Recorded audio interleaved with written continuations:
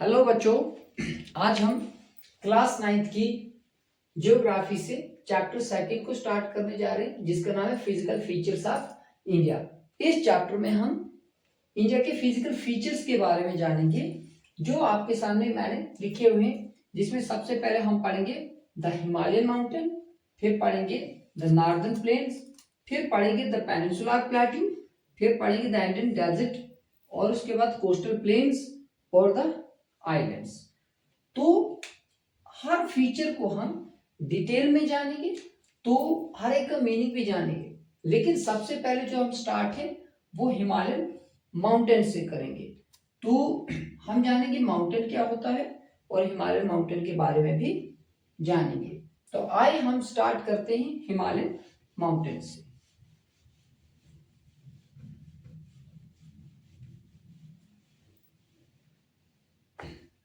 तो बच्चों, सबसे पहले हमने क्या पढ़ना, द हिमालयन माउंटेन। तो पहले तो हम आपको ये क्लियर कर दें कि माउंटेन होता क्या है। तो सबसे पहले बच्चों, अगर हम हिमालयन माउंटेन पढ़ने जा रहे हैं तो आपको ये बता दें कि माउंटेन होता क्या है। तो ये समझे, नेचुरल एलिवेटेड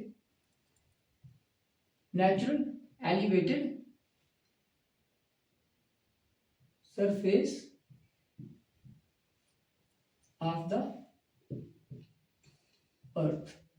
इसका मतलब ये है कि अर्थ का कोई भी एलिवेटेड एरिया जो काफी हाई होता है और उसको पीक भी होती है ऊपर, तो आप चाहें तो इधर ब्रैकेट में पीक भी लिख सकते हैं कि अर्थ का कोई भी एलिवेटेड एरिया जिसको पीक होती है उसको बोला जाता है माउंटेन। तो आप बोलेंगे कैसा एलिवेटेड एरिया, ये मान के चलें बच्चों, ये आपका प्लेन है और ये यहां से आप देख रहे हैं ये एलिवेटेड भाग है, तो इसी को हम क्या बोलेंगे बच्चों, माउंटेन।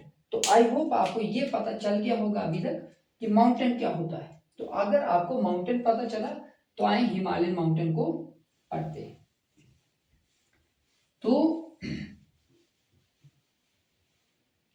सबसे पहले जो आपका हिमालयन माउंटेन है तो वो यांगन फोल्ड माउंटेन है, यानी आप ये बोल सकते हैं Himalayan mountain is known as यांगन फोल्ड माउंटेन। क्या है, यांगन फोल्ड।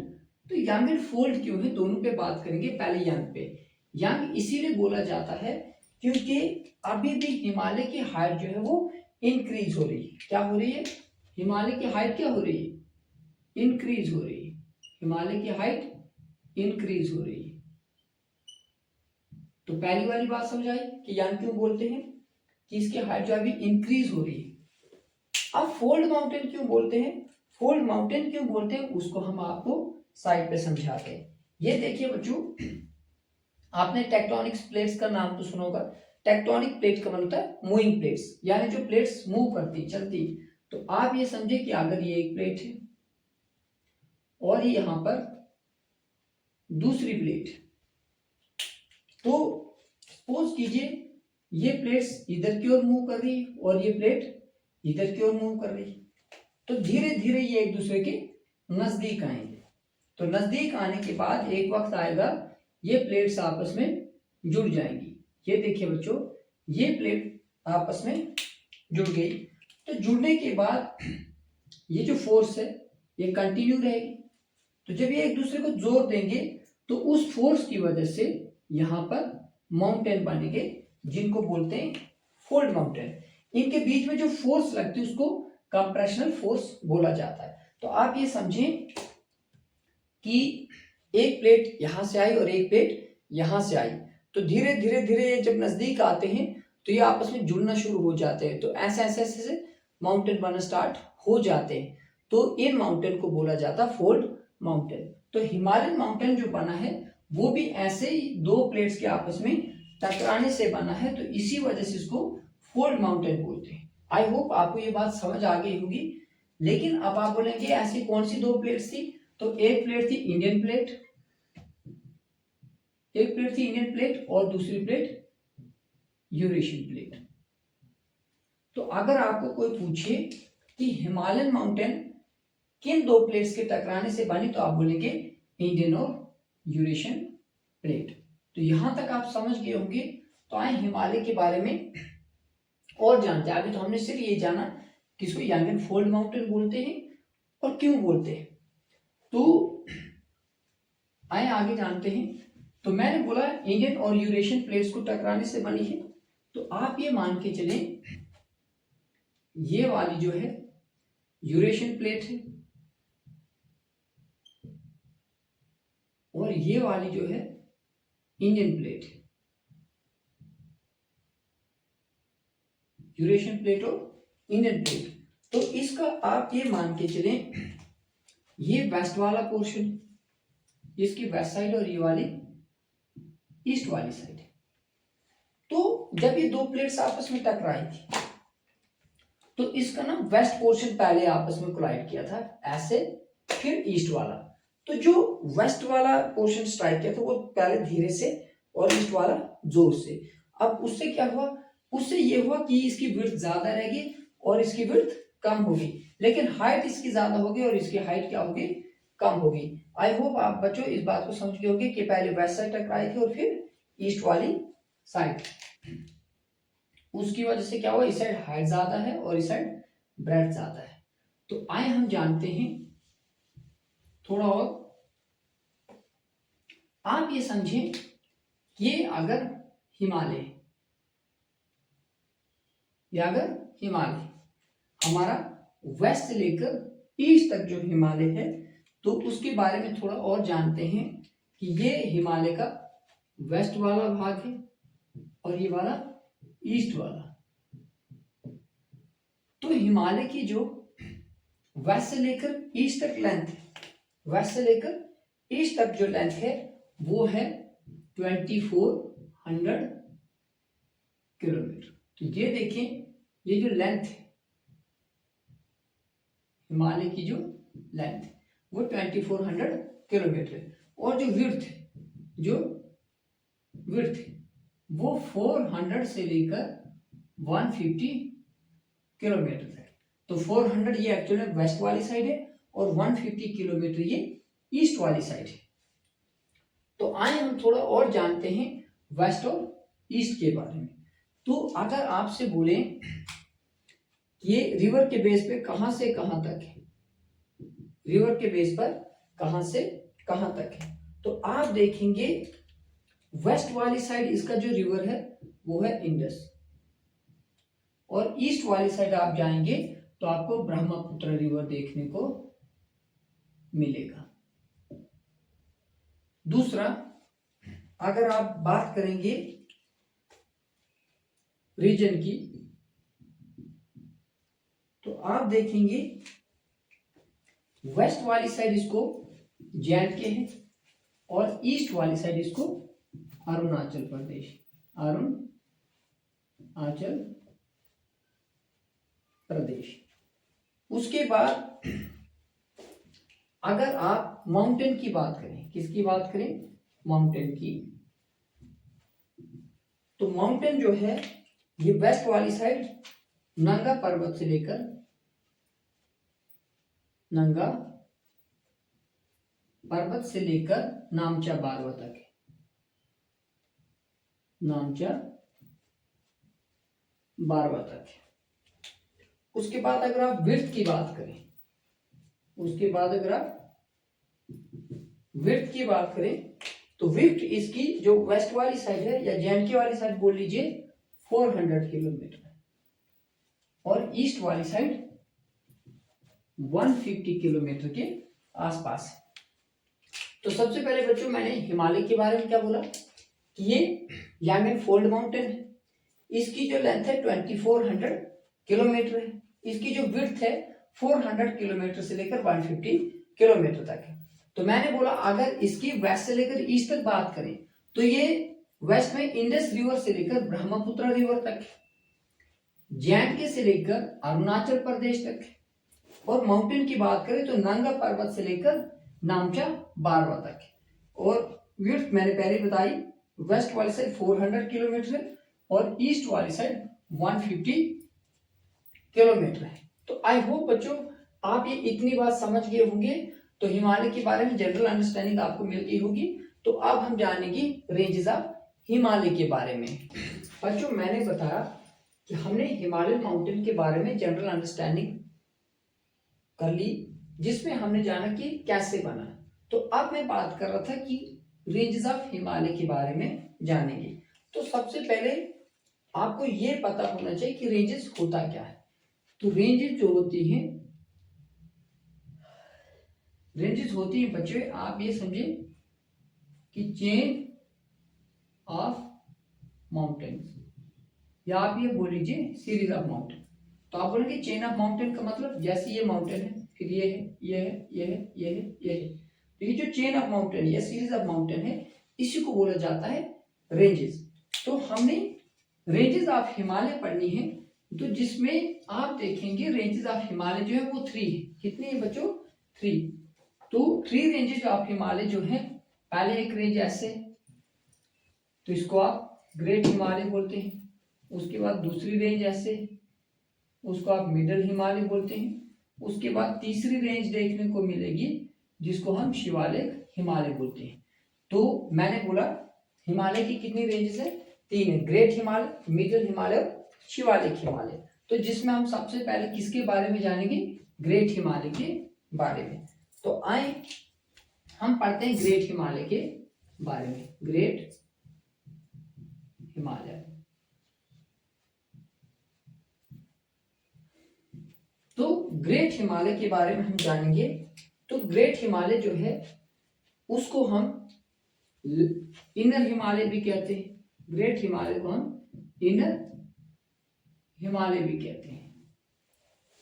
और ये हिमालय में सबसे नॉर्दर्न मोस्ट रेंज है, यानी northern most range of Himalaya is great Himalaya. इसी को इनर हिमालय बोलते हैं। इनर हिमालय क्यों बोलते हैं वो आगे हम जानेंगे।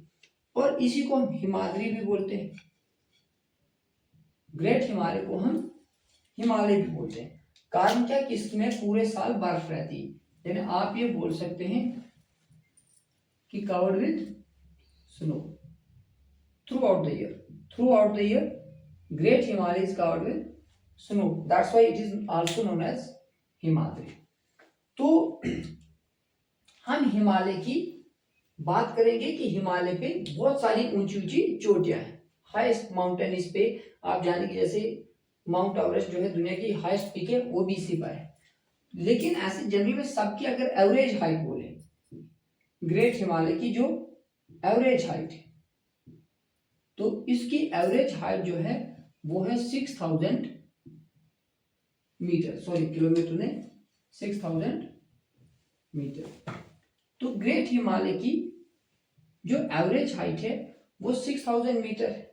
और अगर हम विड्थ की बात करें, ग्रेट हिमालय की विड्थ की बात करें तो 25 किलोमीटर के आसपास है। तो आप पहले ये बात को समझें कि हाइट जो है वो मीटर में है और विड्थ जो है वो किलोमीटर में है। तो मैंने बोला जो ग्रेट हिमालय उसमें पूरे साल बर्फ रहती है, इसलिए इसको हिमाद्री भी बोलते हैं, इसको इनर हिमालय भी बोलते हैं। इसकी जो एवरेज हाइट है वो 6000 मीटर है और विड्थ जो है 25 किलोमीटर है। तो आए हम जानते हैं, मैंने आगे बोला कि इसमें हाईएस्ट पीक्स है, तो कुछ पीक्स के नाम जानते हैं। तो इसमें आप कुछ पीक्स के नाम जानेंगे ग्रेट हिमालय के।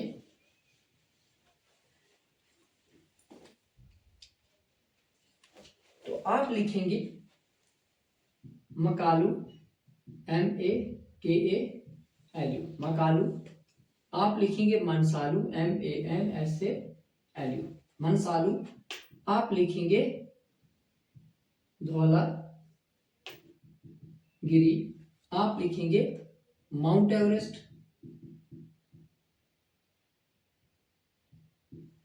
तो ये सारी की सारी जो मकालू, मनसालू, धौलागिरी, माउंट एवरेस्ट, ये सारी की सारी जो पीक्स हैं हिमालय की, ग्रेट हिमालय की, तो वो आपको नेपाल में देखने को मिलेगी। कहां पर मिलेगी? नेपाल में। उसके बाद आप आएंगे, यहां पर लिखते हैं कामेट है, नंदा देवी है, केदारनाथ है, बद्रीनाथ है, कामेट, नंदा देवी, केदारनाथ और बद्रीनाथ। तो ये जो पीक्स आपको देखने को मिलेंगी ग्रेट हिमालय की, तो ये आपको मिलेंगी उत्तराखंड। ये सारी की सारी पीक्स कहां पर मिलेंगे आपको? उत्तराखंड में, उत्तराखंड। उसके बाद आप देखेंगे नंगा पर्वत, नंगा पर्वत, और एक है नामचा बारवा। तो जो नंगा पर्वत है वो मैंने बताया जे&के में, और जो नामचा बारवा है वो अरुणाचल प्रदेश में, अरुणाचल प्रदेश। मैंने क्या बताया कि जो ग्रेट हिमालय है उसमें दुनिया की बड़ी बड़ी चोटियां हैं, जिसमें मकालू, मनसालू, धौलागिरी, माउंट एवरेस्ट, ये कहां पर है? नेपाल में। और उसके बाद मैंने बोला कामेट, नंदा देवी, केदारनाथ, बद्रीनाथ, ये सारे के सारे कहां पर है? उत्तराखंड में। उसके बाद मैंने बोला नंगा पर्वत जो है वो जे&के में है, नामचा बारवा जो बोला वो अरुणाचल प्रदेश में। तो आए अब कुछ ग्लेशियर्स के बारे में जानते हैं। इसी ग्रेट हिमालय पे बहुत सारे ग्लेशियर्स भी, क्योंकि मैंने पहले बोला इस पे बर्फ रहती पूरे साल, तो ग्लेशियर हम सारे ने 2-3 नाम जानते हैं, और ग्लेशियर्स की इंपॉर्टेंस भी बहुत होती है। आप जानते हैं कि ग्लेशियर से रिवर ओरिजिनेट होते हैं, और रिवर्स का बहुत फायदा होता है, इलेक्ट्रिसिटी भी जनरेट करनी हो वो भी हो जाती है। तो आप देखेंगे कुछ ग्लेशियर्स के नाम लिखेंगे हम यहाँ पर जो ग्रेट हिमालय पर हैं। तो सबसे पहले आप लिख लीजिए यमुनोत्री ग्लेशियर, यमुनोत्री ग्लेशियर। दूसरा आप लिख सकते हैं गंगोत्री ग्लेशियर, और तीसरा आप लिख लीजिए सीमू ग्लेशियर। तो ये जो यमुनोत्री ग्लेशियर है इससे यमुना रिवर ओरिजिनेट होती है, यमुना रिवर। और जो गंगोत्री ग्लेशियर है इससे गंगा रिवर ओरिजिनेट होता है। और जो आपका जीमू ग्लेशियर है इससे तीस्ता रिवर ओरिजिनेट होता है। तो आप देखेंगे यमुनोत्री ग्लेशियर से यमुना रिवर, गंगोत्री ग्लेशियर से गंगा रिवर, और जीमू ग्लेशियर से तीस्ता रिवर। तो आज मैंने आपको पढ़ाया हिमालय के बारे में, और हिमालय में ग्रेट हिमालय के बारे में। तो मैंने बताया ग्रेट हिमालय की एवरेज हाइट जो है 6000 मीटर है, जिसमें मैंने कुछ पीक्स के नाम बताए और उसके बाद आपको ग्लेशियर्स के नाम बताए। आई होप बच्चों आपको ये बात समझ आ गई होगी।